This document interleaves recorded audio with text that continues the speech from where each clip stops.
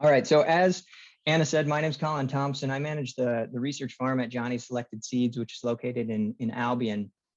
And one of the reasons I think that Johnny's was an interesting sort of case study in this conversation is because, as you may find out soon, as I work through my slides here, we are pretty complex and complicated operation.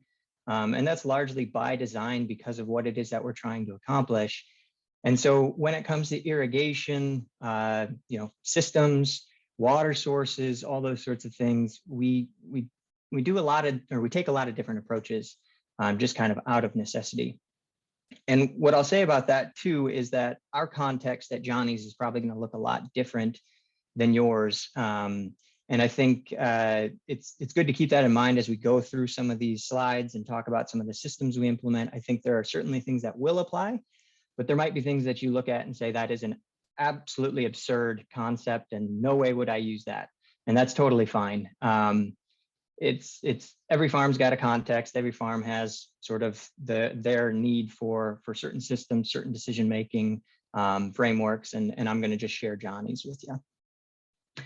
So to start, I did want to give you just a little bit of that context because I do think it's good to know. I'm sure a lot of you are at least familiar with Johnny's as a company and the catalog we put out and seeds that we sell and tools and whatnot. But a lot of people don't necessarily know about the rather robust research operation that kind of is at the heart of it. We currently manage about 200 acres of land across 10 different farm sites. Certainly not all of that is being used for production, but this last year we had just around 55 acres. We're bringing on some new acres here in the next couple of years, so we'll probably be closer to more like 75 acres of active production. And that sort of broad land mass and the multiple farm sites is kind of a necessity. When we do breeding work, when we do seed production work, we oftentimes need physical isolation. And so while it is a logistical nightmare to have 10 different farms that we're managing, it is sort of the nature of the beast. And that really impacts how we manage our irrigation systems, our water sources, and whatnot. The main goals or focus areas for the research farm are breeding. That is introducing new varieties into our catalog or into sort of the bigger seed community. Trialing, so any product that's in our catalog, whether it's sunflowers, tomatoes, or a wheel hoe, gets trialed on the research farm for at least a couple of seasons. And so obviously we need a lot of space for that. If you look at the picture that's on this slide, that's one of our early baby green trials plots, and that's something like 400 different varieties in that picture that we're trialing. And then the last thing would be the commercial production. So any of the seed that we grow on site to then sell through our catalog directly. And so a lot of different purposes for our production, but they all kind of require similar practices in terms of irrigation. So I wanted to start kind of at the beginning, which makes sense. The source that we're using for our water, and we actually use a few different ones depending on where we're at across our different farm sites. Our primary source of water tends to be surface water. This picture that you see here is our main farm, the original farm site for Johnny Selected Seeds, and outlined in red is our irrigation pond. And that's about an acre pond. We have a few others strewn about our other properties that were either natural or dug. We do also draw water from some larger bodies of water, a lake that one of our properties abuts to, a stream as well. But the nice part about surface water is it's easily accessible. If you got a pump and can move it around, it's a really simple way of irrigating. Keep in mind that we are not necessarily as governed or as concerned with some of the food safety considerations when it comes to surface water for irrigation, given that our primary focus is the seed, not the food. We don't necessarily have to worry as much about sort of the potential contamination from surface water. So if you are looking into surface water as a potential source for irrigation, make sure you're familiar with say the Food Safety Modernization Act or third-party audits, just to make sure that you know what is required for testing and microbial die-off and all those sorts of things, because it can be a little riskier than some groundwater sources. The surface water that we use is used both for drip and overhead, and I'll talk a little bit more about that later, but this is by far the most commonly used and most versatile source of water that we have on our farms. We do have multiple drilled wells that we use for a variety of different purposes. We have some that are dedicated specifically for facilities, that is, bathrooms and kitchens in some of our buildings and whatnot. But we also have dedicated wells for greenhouse and high tunnel production. And then we do have a couple drilled wells that are used for field irrigation. I talked a little bit about how the surface water was not necessarily limited in how we use it. The drilled wells that we have certainly are, and that's largely due to capacity in terms of overall volume within that sort of aquifer or reservoir, as well as output, the flow rate that's coming out of that system. So we tend to rely much more on drip irrigation and smaller irrigation kits when we're using drilled wells, because we don't necessarily have any true commercial irrigation wells. So that means that we just need to zone our systems appropriately. We need to build the kits to match sort of the output and the capacity of the well. If you're operating on a smaller acreage, it's not going to be nearly as an issue, but just keep that in mind if you are designing a system and either have an existing well or are trying to drill a new one. The last type of water we use is actually a bit of a new source for us. And this was in response to the season 2 years ago that was very, very dry for an extended period of time, as I'm sure y'all remember. We had some issues with some of our really valuable breeding material almost being lost due to drought. And so we invested in these storage tanks that you can see here.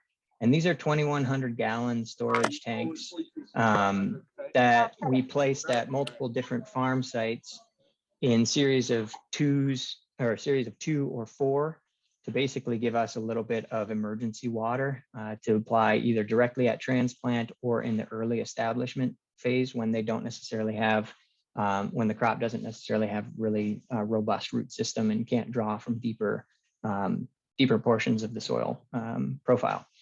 So this, like I said, is really just an emergency water source.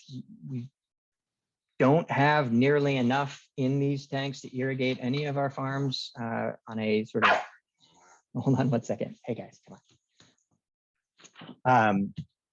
For our, our regular irrigation, it's more of just giving them a shot of water if they really need it in a period of dry weather.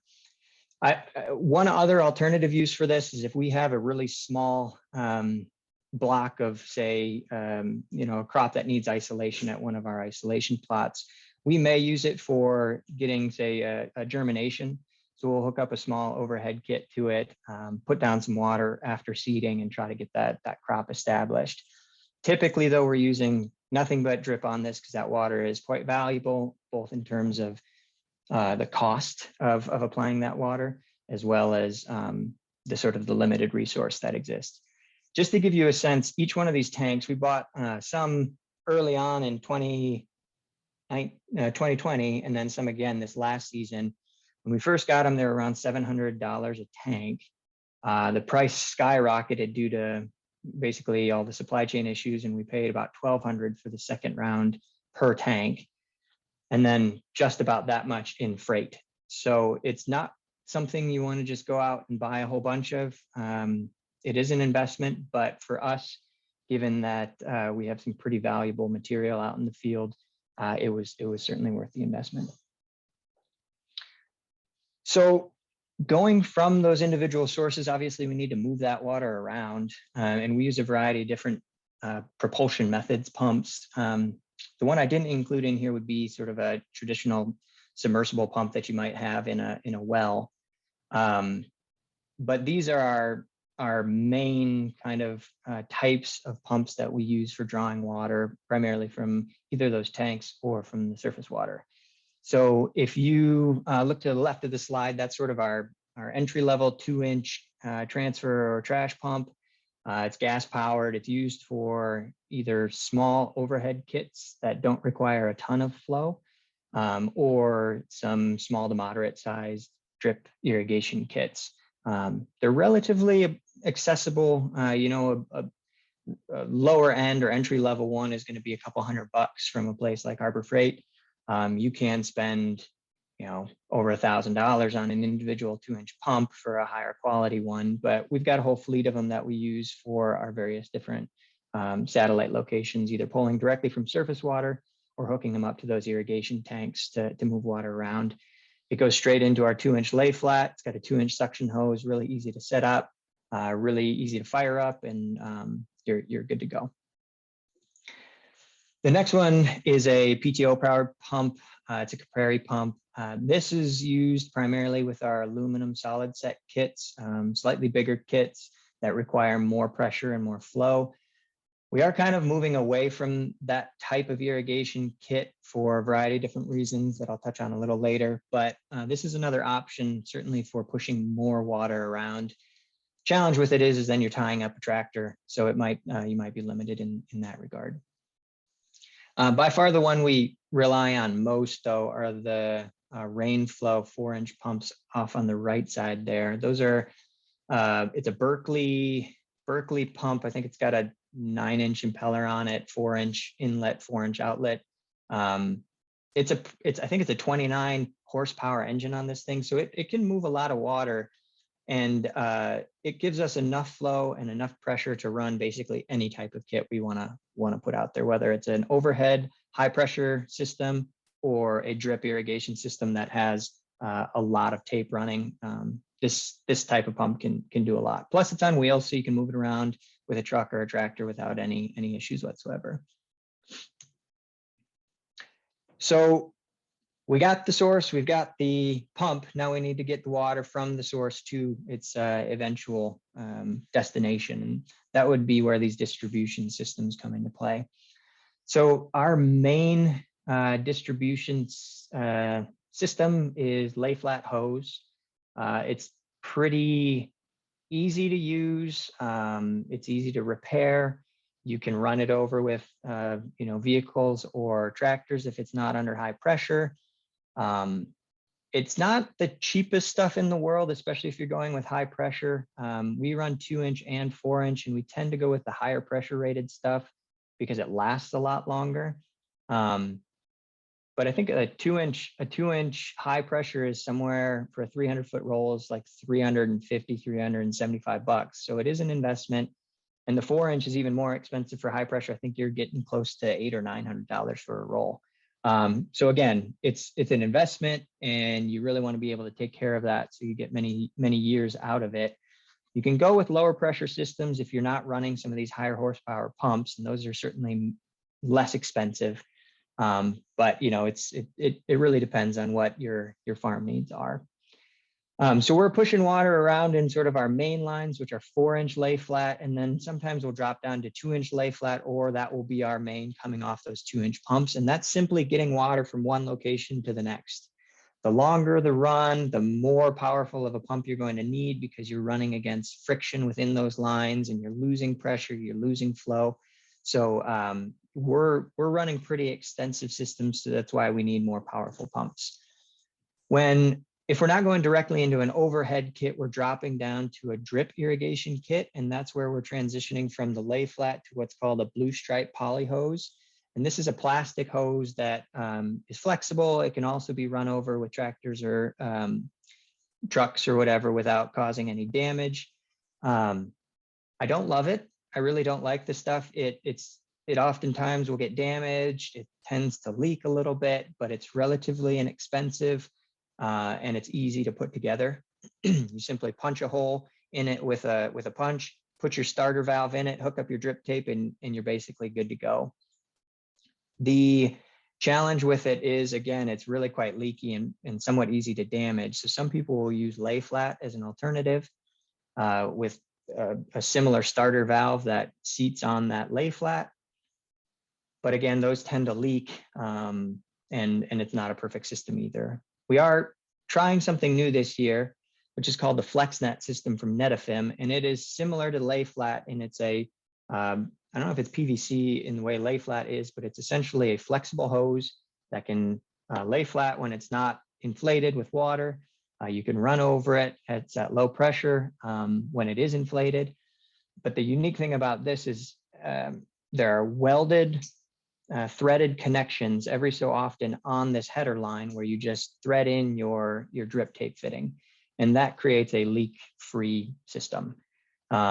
So we'll have to report back on how that works. It's a little bit more expensive of a system, but if it allows us to not flood fields and whatnot, and we can get many years of use out of it, it could be certainly worth the investment. One thing I thought might be worth sharing because it helps sort of maintain the integrity of these investments is this little tool we got here called the Fast Freddy. It's essentially a lay flat winder. And so it allows us to do anything from up to 4-inch lay flat. And I think what you see there is 3-inch lay flat. And essentially what it does is it reels it all in and puts it in a nice, easy to store spool.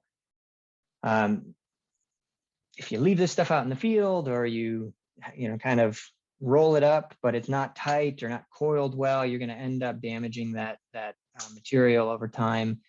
So having it in a nice coil and being able to move it and handle it easily is definitely pretty important. You can hook this up onto a truck hitch so it's easy to move around from place to place, get it positioned, and then go ahead and wind away. So we've done pump, we've done water source, we've done distribution. Now it's application time. We're going to talk about overhead and drip irrigation.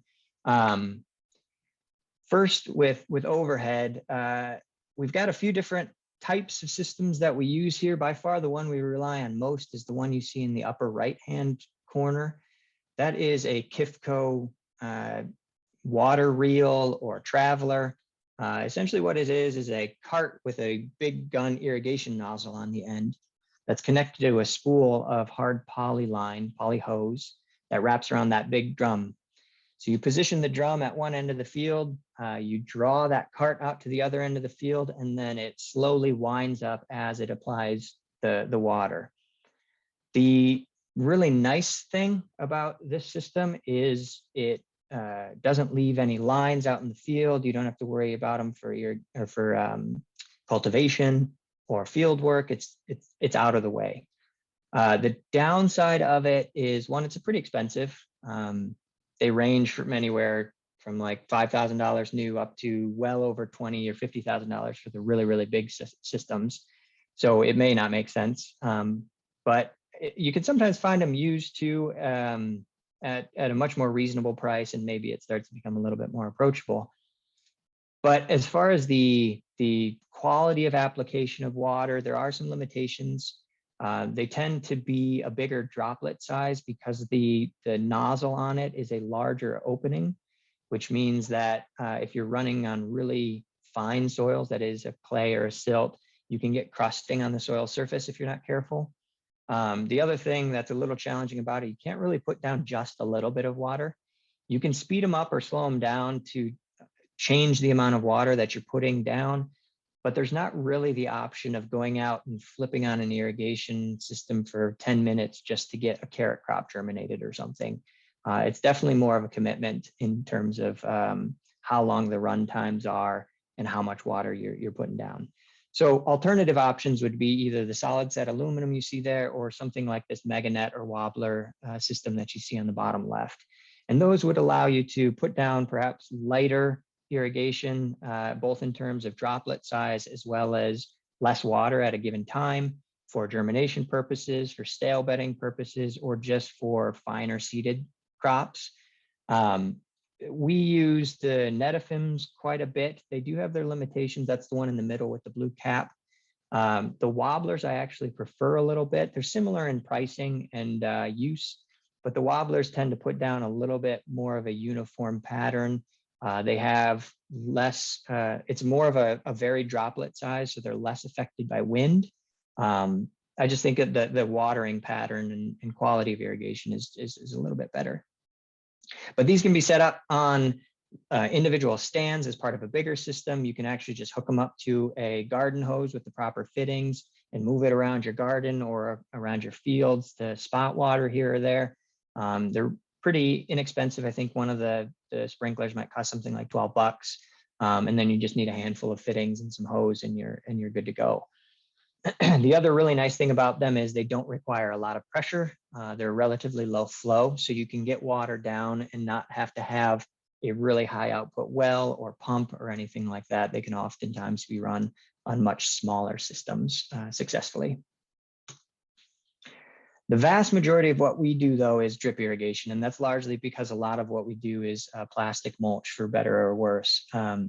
We use a product called Toro Flow Control Drip Tape. Those are the specs, 0.22 gallons per minute per 100 linear feet with 12-inch emitter spacing, but they make all sorts of different configurations, both in terms of emitter spacing and flow rates.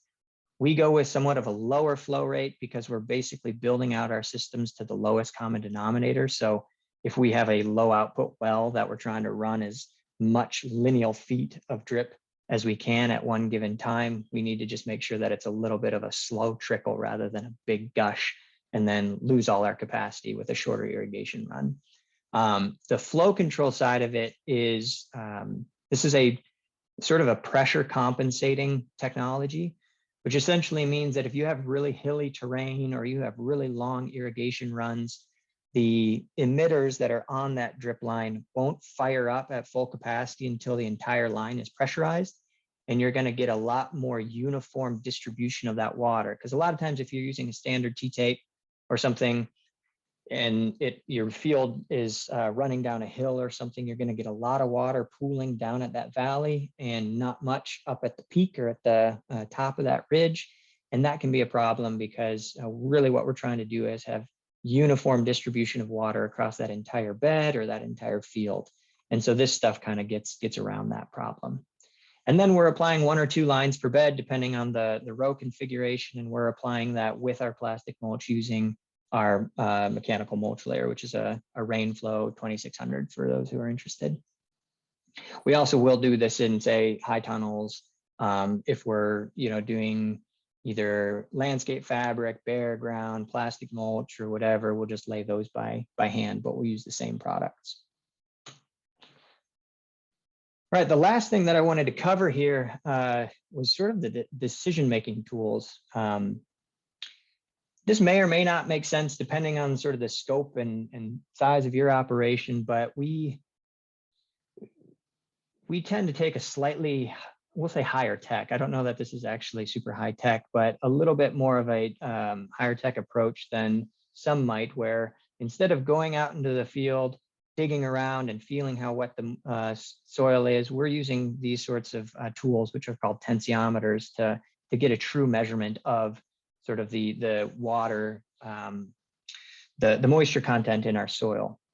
The reason that we do this is, I could send 5 different people out from the crew to one of our fields and get 5 different responses as to whether or not that field needs to be irrigated.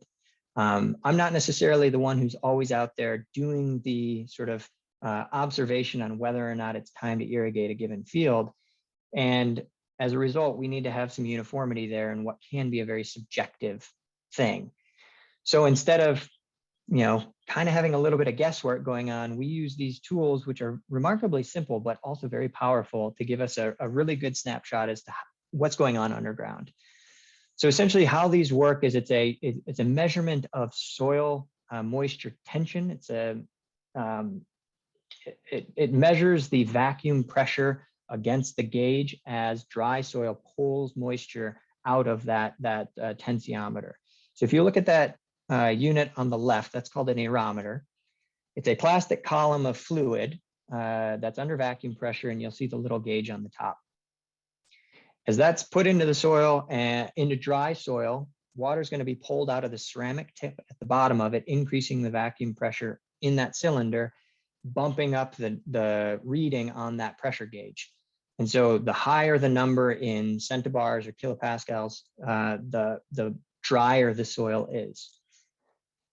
Depending on your soil type and depending on its natural water holding capacity, there will be different thresholds that you might be looking for. For us, for most of our soil types, we're looking at around the 30 mark on that gauge to say, hey, we should really start thinking about getting out there and watering, because that's not necessarily so dry that we're seeing plant decline or wilting or stress, but it's starting to get to the point where an additional shot of water is going to really help keep things in that sweet spot.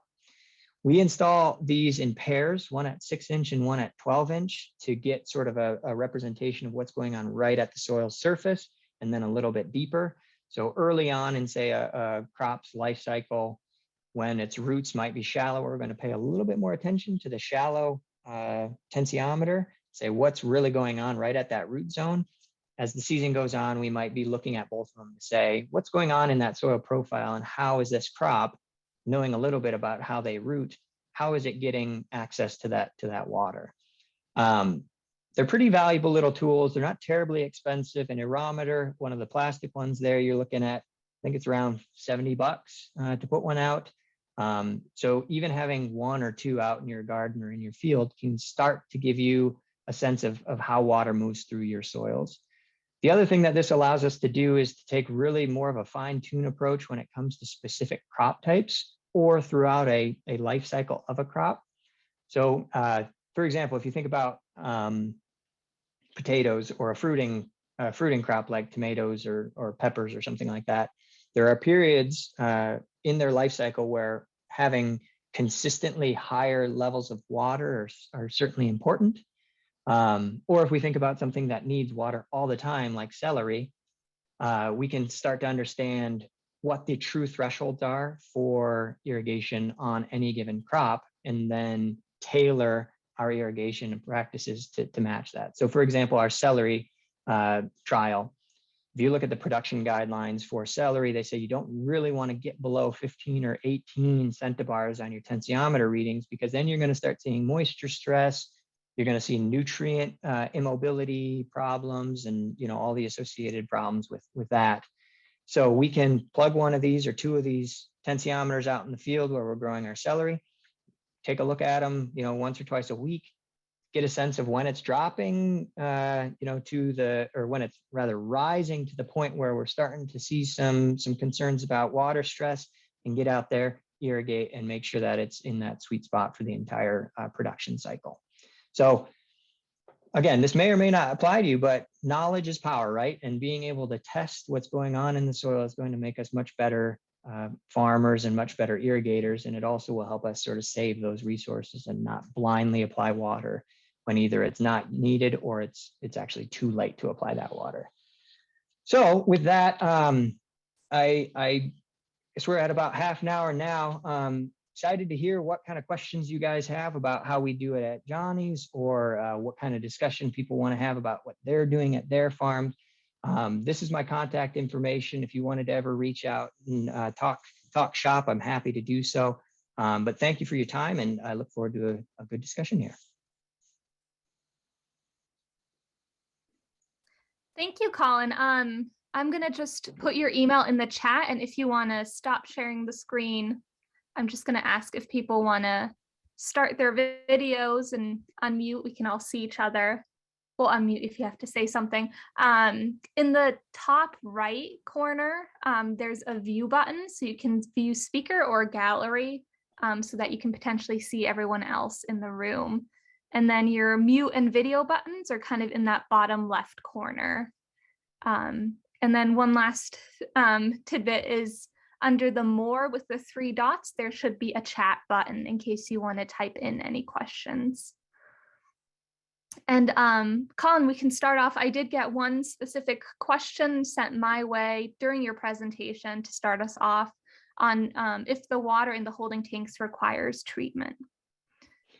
If you were storing for extended periods of time, you might have to think about that. Those are intentionally dark to to try to exclude light to prevent things like, algal growth or whatnot in those tanks. If you're using them the way that we are, where it is drained frequently enough, where we don't necessarily have stagnant water in there for too long of a period, we haven't really had to do a whole lot.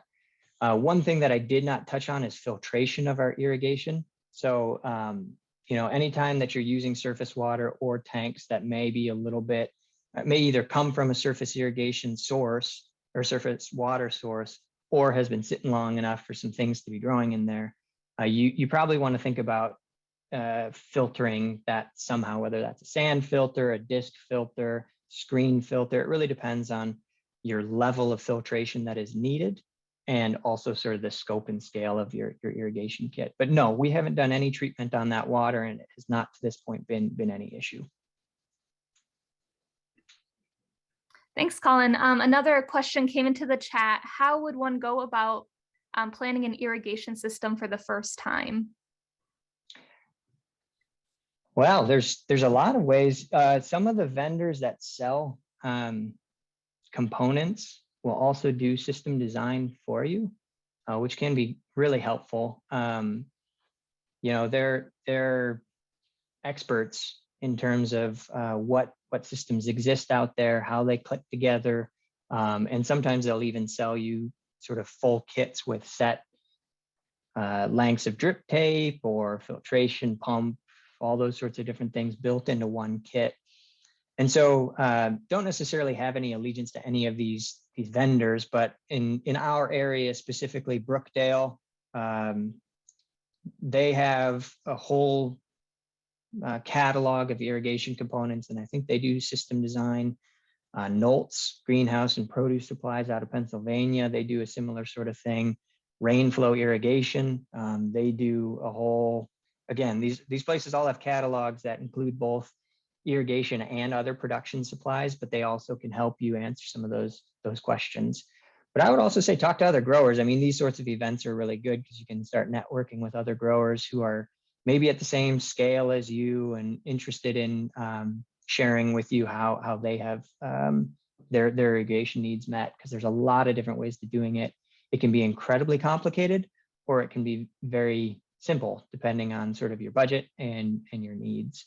So I would say, other growers, vendors, and then the last thing I'll say is extension. There's a lot of really great extension staff and personnel that will do some consultation work, farm visits, kit design, or just the publications that exist out there that are worth flipping through reading or watching online. Thank you, Colin. Another one has come in about best practices for filtering pond or roof runoff for irrigation for food. For roof runoff, well, there's multiple different stages of filtration depending on your sort of final needs. Typically, with any surface water or potentially murky water, you're going to have a strainer or a foot valve on your intake. That is the pipe that goes out into the water to draw water into the pump. And so that's your sort of first line of defense. And that's to keep things like big chunks of debris, believe it or not, fish, keep that out of the pump. So that's step one. You can run it through multiple different stages. If you're doing like rainwater collection or something, there are multiple systems that you can build where it has like a flush system. So basically imagine coming off a gutter system and it goes down into a column of water. All the sediment settles down there and your outlet is at the top of that column. So you're getting more clean water coming off into your storage tanks. That's a very simple way of just basically creating a sediment filter. Coming off your pump, there are multiple different types of filters. Some give really, really great filtration. A very robust system would be a sand filter or a mixed media filter, which is basically pumping the water through sand or different types of media to take out any of the contaminants or sediment and pump out cleaner water. Same is true for filters. There are different types of screen filters that will take out, that have different micron mesh to capture different size of debris. The question though about food is maybe a little bit more complicated, because if there are two ways you're looking at filtration. One is to get sediment out. And the reason that we're filtering out sediment is because we don't want to clog up our irrigation system. So we don't want to be sending a bunch of silt through our drip lines only to clog the emitters and not be able to actually push the water through those emitters. So that's sediment. When it comes to food safety and whatnot, there's less inline stuff that you're probably going to feasibly able to do to reduce, say, a bacterial load. The way that you might see, you might find to be more practical is to time your irrigations with your harvests. So the Food Safety Modernization Act has very specific details on your testing requirements for food safety, on your irrigation methods for food safety in terms of drip versus overhead, and how it comes in contact with the edible portion of your crop.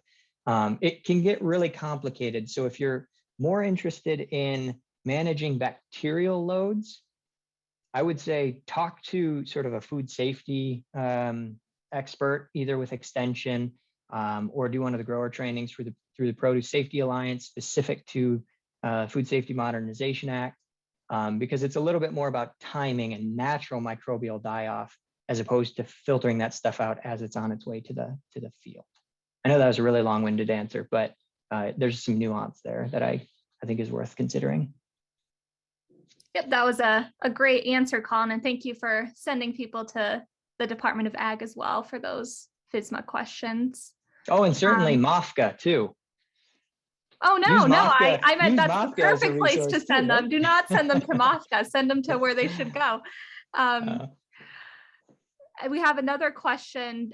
Does Johnny's fertigate within their systems? To a degree, we do. So it's mainly used in our greenhouse and high tunnel production systems. We do have dosatrons, which is a fertigation injector, fertility injector for soluble fertilizers. We use those in most of our tunnels just for supplemental feeding in those production spaces. For the field, we do on occasion if we see that there's a problem arising. We use what are called Venturi injectors, which is basically a siphon injector that are pretty easy to build and can be basically put onto any irrigation system of any different size. I prefer to manage my fertility through sort of dry fertilizers or soil management as opposed to liquids, just because honestly, it's a little bit, I'll be frank, it's cheaper than shipping in a water-based product from somewhere else to put down. It starts to become a little bit more reasonable when you have soluble products and can just mix that with water and draw it up into your system. But on occasion we will. Generally not as much though. Thanks, Con. Caleb Goosen from MOFGA actually sent me a message saying feed the soil. So he agrees with that. Yeah, exactly. I was going to say, I'm not seeing too many other questions that are coming in, but, oh, Diana, you want to go ahead? You've raised your hand. Hi. Hi, Colin. Thanks for doing this today. But I don't have any irrigation right now. And it's going to have to go a fair distance from the well that I'm planning to use to irrigate flowers. And I don't have them planted in rows. I have them planted in, I have them planted in 3 spirals. Hold on, sorry about that. No, you're right. Not a puppy, but a phone. Like a labyrinth. So yep. That's how they're, so there's 3 of them and they're about, 60-foot wide circles. So I'm just wondering if the drip tape would be able to accommodate the radius? So there are, I would say that tape's probably not your best option. There are other options though. So they make, well, on the sort of like go to your home improvement store and just pick something up off the shelf, you can get soaker hose. Not necessarily something that I would advocate for most applications, because they tend to get clogged up. They tend to not last all that long. It's much more for, periodic irrigation at a garden scale. If you're looking for something that's a bit more robust, and it sounds like you are, they do drip hose as opposed to drip tape. And there are a couple different ways that this can be sort of configured. It's either a round tubing system that has emitters built into it, much like drip tape would, but can, be curved and taken in different paths, say around that spiral. Or you can use micro emitters that are plugged into, say, a poly pipe, which would be a similar plastic tube that is transferring your water from your well or whatever your water source is, and then either a drip emitter that gets plugged into that directly, or you can run little like micro emitters, which is essentially like a little spraying nozzle that can allow you direct water in different directions coming off of that hose just the same. So basically you would create a little header line that is like your final distribution line with any type of emitter that makes the most sense for whether you're trying to do really targeted applications or slow drip across that entire space. And again, any of these vendors that sell these products have these items, and it's usually called drip tubing or drip hose or something along those lines. And it's a little bit more of a rigid, but more rigid than drip tape, but more flexible than a PVC line or something like that. That's probably your best bet. Okay. So it's still connect into a larger hose that would, Mm-hmm. yeah. Yeah, Okay. you could actually run it off a regular old garden hose if you want. You just would need the appropriate fittings to go from what's called a hose thread, which is what's common on our garden hoses, to what's more commonly used in plumbing, which is a pipe thread fitting. And those can be found at basically any hardware store and whatnot. And then you would drop down to whatever your final line would be, whether that's poly pipe or this drip tubing or whatever else. Okay. Thanks, Colin. And the one thing I'll say too, the nice part about that, you said it's got a long way to run. Those systems don't require much pressure. They certainly don't require much flow. So you could have a pretty easy time setting up something that I think would work for you. Thank you. Mm-hmm. What a great transition, Colin. We have a question here about pressure. So this farm is irrigating from their farmhouse, and their fields are higher up with a significant hill. So they're wondering if you have any tips for how to increase pressure on their system, either with a bigger pump at the well site or pressurizers at junctures like the wash stand or greenhouses. Yeah, that's not an uncommon problem. So there are a few things that you can do. Some will work okay, and some are kind of band-aids. It's not just a matter of pressure, it's also a matter of flow. So you want to make sure that if you are adding any, say, boosting ability along that line, that you're not outrunning your flow of the system. So the first thing to do is figure out what your gallons per minute is and what your application gallon per minute would be. But they do make inline booster pumps, which can be affixed to a variety of different types of irrigation lines. And essentially what it does is it's similar to like a transfer pump or a trash pump, in that it's taking the water that's coming in and just giving it a little bit more of a push uphill. And those can work pretty well. A lot of times people will run those. If you think back to the slide I had on overhead irrigation, those traveling irrigation guns require a decent amount of pressure. So a lot of people will put these booster pumps right on the irrigation reel. And so the water going into that system gets a little bit of an extra kick as soon as it needs that additional pressure. So that's an option, which you could, position that at, like you said, at a wash stand or a greenhouse or something like that to try to get it to have a little bit more oomph. If it's coming off of a well, you can sometimes adjust your pressure switch on your well itself, on the leading into the pressure tank. You want to be a little careful with doing this because you don't want to go outside of the manufacturer's recommendations, but you can boost it a little bit so that, say, if you, I think a traditional one is, you're running 1530 or 2040 or something like that. That is the pressure at which the pump kicks on and the pressure at which it kicks off. So you can move those index points a little bit higher, assuming your equipment can handle it, and then your outlet pressure will be just a little bit greater. So you can bump up that upper pressure a little bit. Again, don't do it beyond the thresholds that are set by your equipment, your pressure tank and all that. But if you move both those index points up a little bit, you're going to kick that well on a little sooner and run it just a little bit longer. So your operating costs will probably increase a little bit, but your outlet pressure will go up. Again, you need to make sure that your pump is sized appropriately so that you can, not outrun its flow, but that would be another relatively easy option to make a minor adjustment in it.